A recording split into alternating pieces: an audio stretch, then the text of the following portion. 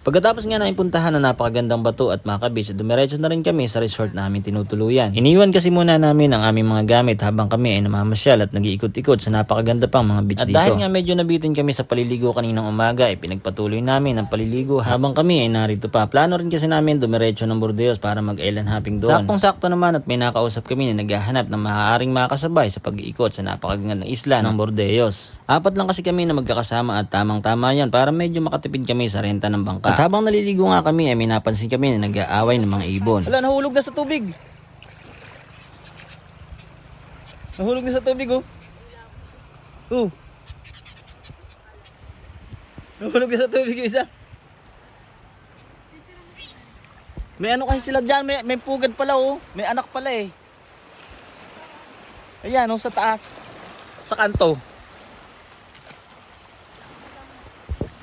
May pugad pala kaya nahulog na yung ano, tagkarit. Kauhunin natin. Inaaway nila, oh. Yan na, yari ka dyan.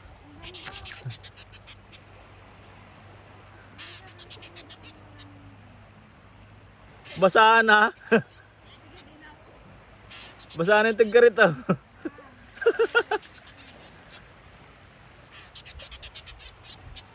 Huwag ka kasi dyan. Ay lalayo natin.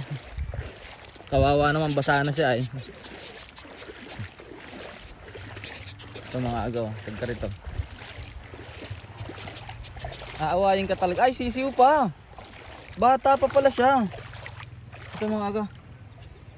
Kawawa naman. Inaaway kasi siya nung ano, nangangagato eh. Nanunuka. Natin. Ayan. Nanunuka kasi ito. Bata pa, baby pa pala oh. Napunta sila dyan sa may pugad ng ano.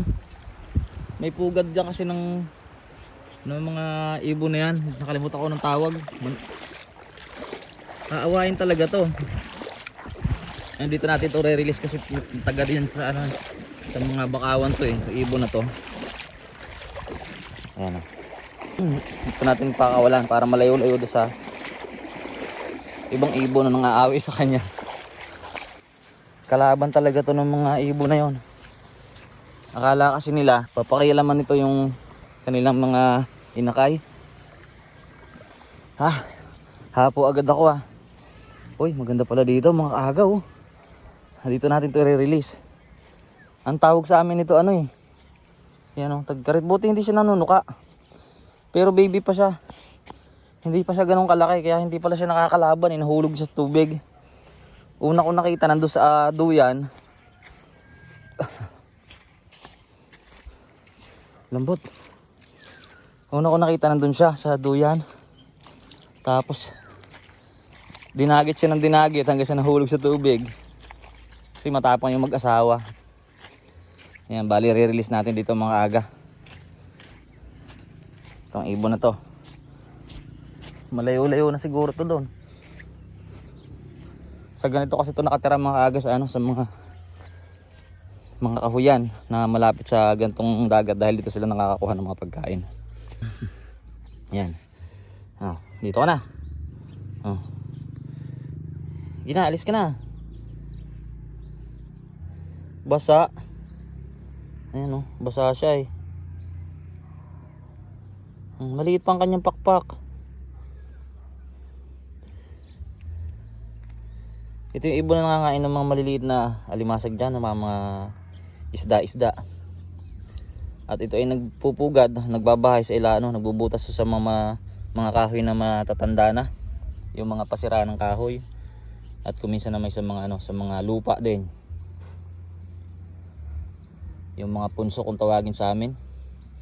Doon yan nagbabahay. Pupugad. Alis ka na, alis na. Basang-basa siya oh.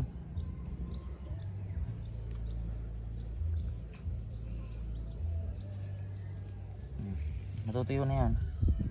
Maya okay na yan oh. Ayan. Lipad ka na dito. Ganda mga agaw. Ilog pala to. Sarap dito siguro mamingwit oh. May pang fishing rod ka dito, sigurado makakahuli ka dyan isda. Ano ba to? Ay, fish pond. Fish pond pala oh. Tapos dyan, dagat. Dito lamang po yan sa ano. Nandito kami sa Barangay Sabang, Pulilio, Quezon. Naisipan namin pumunta dito, mamasyal. Sana wag ulit mapunta to doon. Para hindi siya ulit awayin at papunta sa tubig. Mahina pala siya pag nabasahan ng pakpakulana. Hindi na siya nakakalaban, hindi na siya nakakalipad.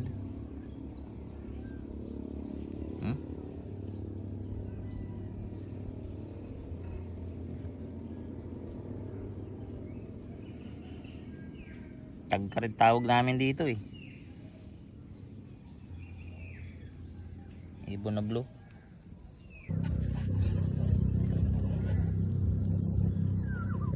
Malakas na, nanginginig-nginig. Yan mga agaw. Matutuyo na makakalipad na to maya maya. Hindi pa siya ganun ka solid yung pakpak. Sisiw pa eh. Maiksi pa. Maiksi pa ang kanyang bagwis. Saka hindi siya agresibo. Ano to, nanunuka to mga aga pag nahawakan mo. Ang tulis kasi ng tuka niya, no? Yan. Pero nung hinawakan ko siya kanina, ano siya, hindi siya nanuka. Bubuksan natin kasi para matuyo agad yung pakpak niya at makalipad na siya.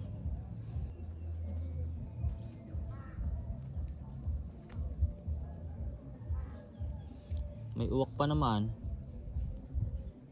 Hanggat dito nakakalipad mga kaaga, hindi mo natin iiwanan dahil hanggat mahina siya, pag nakita to ng uwak, titirahin naman to ng uwak. Lumalapit na sa akin, oh. Pupunta na sa akin, oh.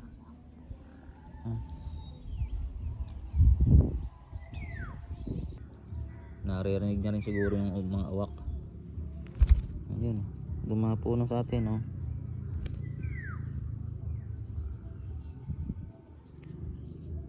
Mahina pa siya, nalamig ah. Dumapo na sa pako, doon siya pinili niyang pumunta. Hindi pa siya sisiw pa to mga aga dahil kulang pa siya sa kinis oh. Kakunti pang kanyang balahibo. Bata pa.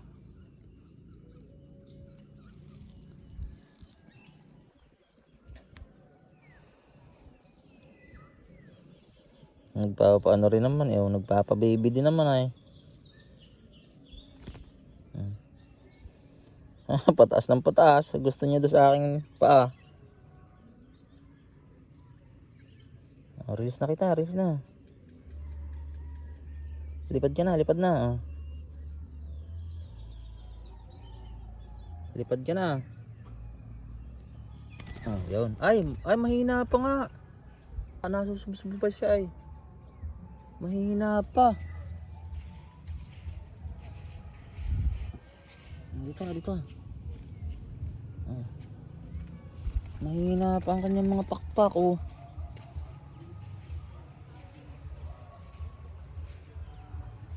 Ito. Dali. Ahon dyan, ahon. Gi. Banat, kaya mo yan. Oh, dali, ahon. Ayaw, mahon.